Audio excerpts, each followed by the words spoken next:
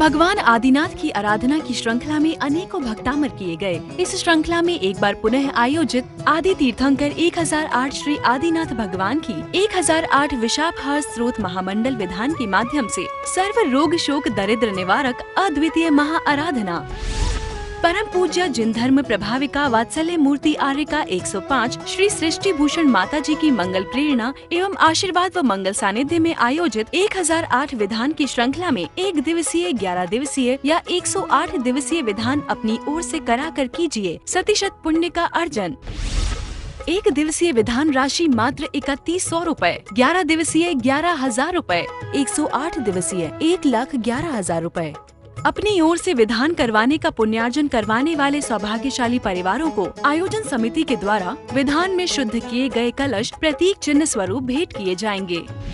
ऐसे पुण्य के कार्य में आप भी सहयोग कर अपने पुण्यों का उदय करें। एक परिवार हेतु या एक माह हेतु दान देकर संरक्षक बनने का अवसर प्राप्त करें। देर ना करें, आज ही संपर्क करें ऐसे पुण्यशाली कार्यों में सहयोग करने हेतु 9376571002 9376571003।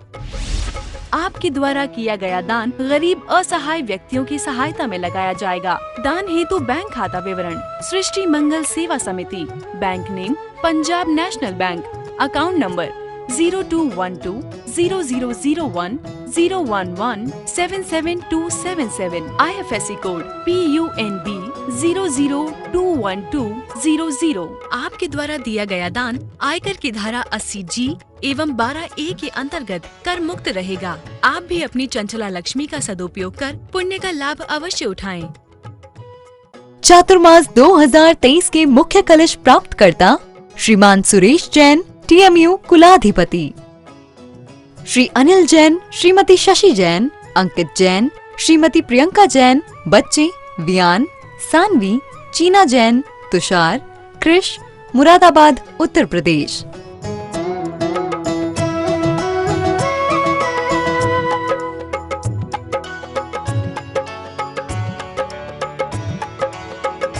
परम पूज्य जिन धर्म प्रभाविका आर्यका रत्न 105 श्री सृष्टि भूषण माता जी की मंगल प्रेरणा एवं आशीर्वाद से संचालित संस्था श्री आदि सृष्टि मंगलम अतिशय क्षेत्र श्री महावीर जी में चतुर्विध संग आहार उपकरण आदि की व्यवस्था सुचारू रूप में कई वर्षों से की जा रही है, जिसमें त्यागी वृत्तियों की भोजन व्यवस्था भी उपलब्ध है। श्री आदि सृष्टि मंगलम श्री महावीर जी में त्यागी वृत्तियों के आहार एवं यात्रियों के ठहरने के लिए वातानुकूलित कमरे भी उपलब्ध हैं। स्थल मेन मंदिर के सामने सृष्टि मंगलम भवन। अधिक जानकारी हेतु संपर्क करें 7300741008 या 9376571002। एक दीपक की बाती ने बहुत अच्छी बात कही कि मुझे जलाने की चाहत में, तिल्ली से कहा कि मुझे जलाने की चाहत में। तिल्ली ने कहा कि तू तो क्या मेरे भरोसे तो जली है। तो तिल्ली ने कितनी सुंदर बात कही बाती से कि मुझे जलाने की चाहत में पहले मरना तुझे पड़ा, मैं जल करके हुई प्रकाशित लेकिन बुझना तुझे पड़ा। मुझे जलाने की चाहत में, तिल्ली पहले जलती बाद में दीपक जलता है। मुझे जलाने की चाहत में पहले जलना तुझे पड़ा, मैं जल करके हुई प्रकाशित लेकिन बुझना तुझे पड़ा। तो बाती क्या कहती है कि तेरे संग स्नेह प्रेम था, तेरे संग स्नेह प्रेम था, तुझको मरने नहीं दिया। मेरे मुंह बारूद लगी थी, मुझको जीने नहीं दिया। मेरे मुंह बारूद लगी थी, मुझको जीने नहीं दिया। लेकिन मुझे खुशी है इसकी, मैंने अपना फर्ज निभाया। लेकिन मुझे खुशी है इसकी, मैंने अपना फर्ज निभाया। और मुंह पर भले बारूद लगी थी, एक नया दीपक जलवाया। हमारे और आपके जीवन में भी मौत की बारूद लगी है, वो ज़्यादा दिन जलने, ज़्यादा दिन जीने नहीं देगी। लेकिन फिर भी खुशी है कि हम मरते मरते श्रद्धा की ज्योति जला जाएंगे, हम मरने के पहले प्रेम की ज्योति जला जाएंगे। हमारी अस्थियां कोई चुने उसके पहले आस्था के दीप जला जाएंगे। हमारी लोग राम नाम सत्य सुनाएं, अर्यंत नाम सत्य सुनाए, हम जीते जी सत्य को सुनकर नहीं समझ कर जाएंगे। हम जयकारे लगाकर नहीं मरेंगे, हम अपनी इंद्रियों पर विजय पाकर मरेंगे। इंद्रियों पर विजय पा करके अंदर की क्षुधा मिटा डाले, अंदर की क्षुधा मिटा देंगे। हमारे लोग बाद में मिट्टी को कहें कि फूल सिराने जा रहे, हम जीवन में फूल सा कोमल जीवन प्राप्त करेंगे। हमारे मरने पर लोग मातम नहीं महोत्सव मनाएंगे, क्योंकि कहते हैं जीवन के त्योहार अभी बाकी हैं, जीवन के उपहार अभी बाकी हैं। अभी तो हमने सिर्फ झूठे त्योहार मनाए हैं, अभी तो मौत का त्योहार मनाना बाकी है। अभी तो मौत का त्योहार मनाना बाकी है, क्योंकि हम मौत का त्योहार मना कर जाएंगे। हम मौत को मातम नहीं महा महोत्सव बनाकर जाएंगे। हम राग से आए थे, हमारी मजबूरी थी, राग से दुनिया पैदा होती है। हम राग से आए थे, हमारी मजबूरी थी, लेकिन हम त्याग से जाएंगे, ये हमारा पुरुषार्थ होगा। आप कहोगे माता जी हम लोग कैसे जाएंगे? आप लोग जरूर जाओगे, क्योंकि श्रावक भी 4 आयामों से, मुनि, आरिका, श्रावक और श्राविका, 4 क्या है आपको पता है? 4 वर्ण है, 4 वर्ग बांटे हैं धर्म के लिए। क्योंकि श्रावक और श्राविका नहीं होगी तो मुनि और आरिका का धर्म भी नहीं फल पाएगा। श्रावक और श्राविका ही एक दिन मुनि और आरिका बन के किस पे मोक्ष मार्ग को आगे चलाएगी। आप संसार में कोई गुनाह नहीं है, लेकिन संसार में किस तरह से रहना, संसार में किस कला से रहना, ये कला आनी चाहिए। क्योंकि आज हमें कला नहीं आती है, मोह भाव से रहते हैं। एक सेठ जी के मकान में आग लग गई, सेठ जी रोने लगे। फिर बेटे ने आके कहा पिताजी वो तो कल बिक गया था। सेठ जी फिर बोले बिक गया तो कोई बात नहीं, शांत हो गए। फिर मुनीम ने कहा कि नहीं शाम को सौदा कैंसिल हो गया था। फिर सेठ जी रोने लगे। फिर उनने कहा कि नहीं नहीं वो बात तो पक्की है, वो पलटेंगे नहीं अपनी बात से। सेठ जी बोले फिर कोई बात नहीं, मकान जलने दो। फिर वो व्यक्ति आया और कहने लगा मैं नहीं लूँगा, पक्का मक्का कुछ नहीं। सेठ जी फिर रोने लगे और आप समझ गए मकान जल रहा है, लेकिन मेरे का भाव है तो रोना आ रहा है, और पैसे आ गए मेरे से चला गया तो कुछ भी हो। ध्यान रखना ऐसा भाव नहीं आना चाहिए। हम किसी भी नौकर से, पड़ोसी से कहते हैं तू मेरे बेटे से बढ़ के है, लेकिन बताना उस पर मुसीबत पड़ेगी तो तुम कुछ दोगे? कहोगे किस किस को क्या करेंगे? अरे किस किस को नहीं, हमारी नज़र कितनी सी रह गई है। 10, 20, 50 लोग हमारे रिश्तों में रह गए। एक वो जमाना था जब सच पूछो 200-200 आदमी हमारे खास रिश्तेदारी में होते थे। और पहले प्रेम रिश्तों के, प्रेम के लिए लोग पैसा ठुकरा देते थे, आजकल पैसे के पीछे रिश्ते ठुकरा देते हैं।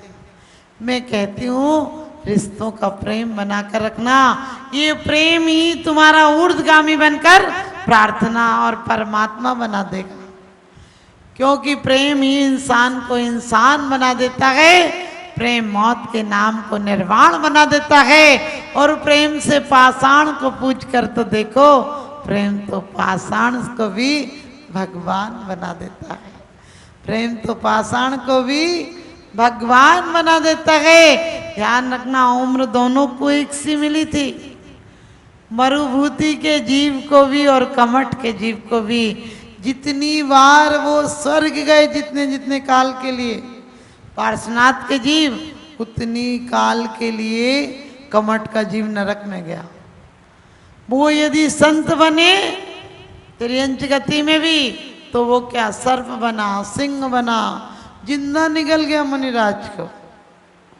और यदि वो मुनिराज बने और उसे मनुष्य की पर्याय मिली, तो वो भील बना, उसने बाणों से उनका जीवन लीला समाप्त कर दी। क्योंकि यह बैर महादुखदाई है। क्रोध ऐसा अंधा होता है। दीपायन मुनि की लेकिन गलती नहीं थी, क्योंकि दीपायन मुनि ने तो बहुत टालना चाहा था कि कृष्ण की मौत में कारण नहीं बनो।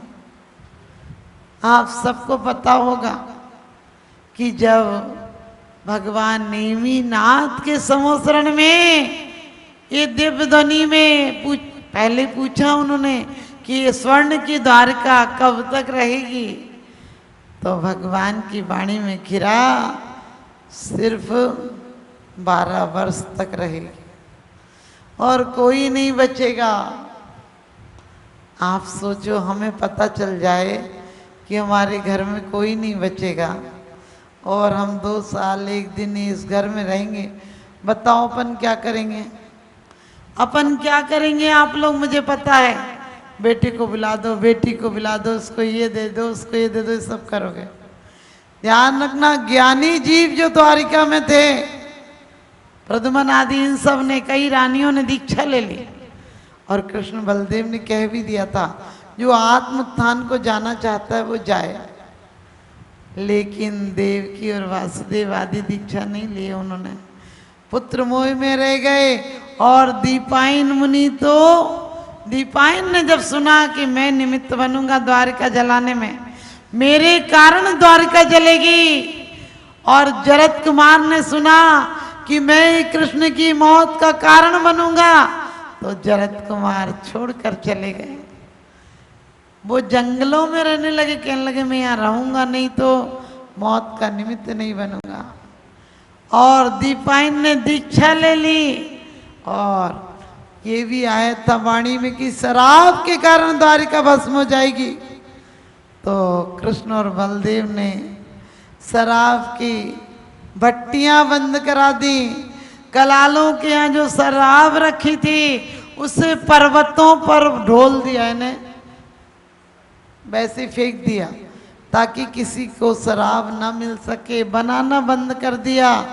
लेकिन वो शराब का पानी गड्ढों में जमा हो गया था और वो भी नशीला हो गया था। और कहते हैं जब 12 वर्ष बाद दीपायन को इस लौड़ का महीना आपके यहाँ भी, ये जो सावन मास चल रहा, अधिक महीने आते, कभी जेठ का कभी सावन का, तो आप ध्यान रखना यही ऐसा ही अधिक महीना था जो वो भूल गए और द्वारका की तरफ आ गए। और वो ध्यानस्थ थे और कुछ यादव कुमार वन विहार के लिए निकले और पानी नहीं मिला, उन गड्ढों का पानी पी लिया और वो नशीला पानी था, उसे पीकर वो मदमस्त हो गए, गालियां बकी, पत्थर फेंके और उन्होंने इतनी हद कर दी गंदगी की कि कोई कभी सब्र का बांध टूट जाता। और ऐसे मुनिराज को आप सबको पता है, तेजस पुतला निकला और क्रोध आ गया और उन्हें भी समाप्त कर दिया और द्वारिका नगरी को आग में कर दिया। कितना प्रयास किया बलदेव और कृष्ण ने माता पिता को बचाने का। रथ जो थे तो पानी कितना हो गया था, कीचड़ बरसा, आग को बुझाने के लिए इतना डाला पानी कि वो आग तो तेल का काम कर रहा था, वो जो पानी था वो तेल का काम कर रहा था, आग बुझी नहीं, बढ़ रही थी।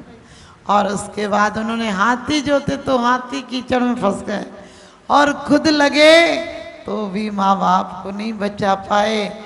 भविष्यवाणी हुई, आकाशवाणी हुई कि 2 के अलावा कोई नहीं बचेगा।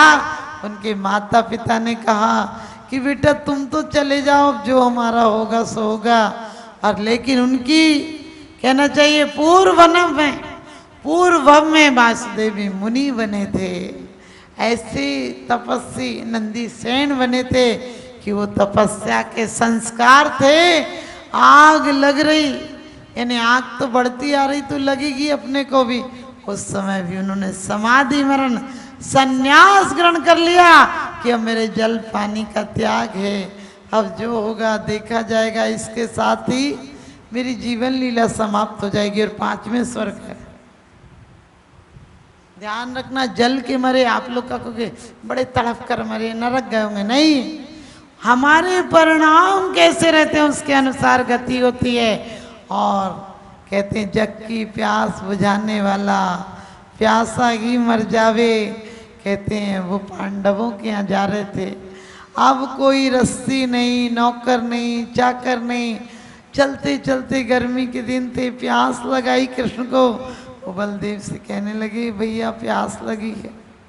और उन्होंने बड़े दुखी मन से सोचा मेरा भाई जिसके आगे लाखों सेवक घूमते थे आज प्यास से तड़प रहा है। और गए जहाँ बावड़ी थी वहाँ गए तो अब रस्सी तो थी नहीं, अपने उत्तरी यानी दुपट्टे को फाड़ फाड़ के गांठ बनाकर कुछ पत्ते इकट्ठे किए, पत्ते का दोना बनाया, उसको बांधा और पानी लाने लगे। थोड़ी देर लग गई, इधर कृष्ण जी को नींद आ गई, अपना पीला वस्त्र ओढ़कर लेटे थे और कभी कभी पैर पर पैर चढ़ाकर अब सोए तो दूर से ऐसे लगता है कोई जानवर का कान सा हो।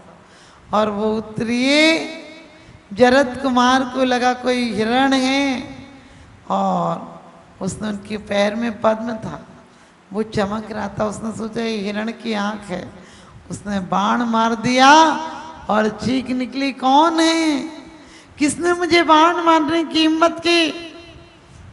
तो जरद कुमार को लगा जाकर देखो किसको मेरा बाण लग गया, ये तो मनुष्य की आवाज लगती है। लेकिन और 2 बार कृष्ण ने कहा कौन है मेरे सामने आओ, तो वो आवाज पहचान गए और फूट फूट कर रोने लगे, कहने लगे भाई तुम्हारे कारण मैं 12 वर्ष भीलों की तरह जंगल में गुजारा कि मैं तुम्हारी मौत का कारण नहीं बन जाऊं, लेकिन आज मैं अभागा तुम्हारी मौत का कारण बन गया।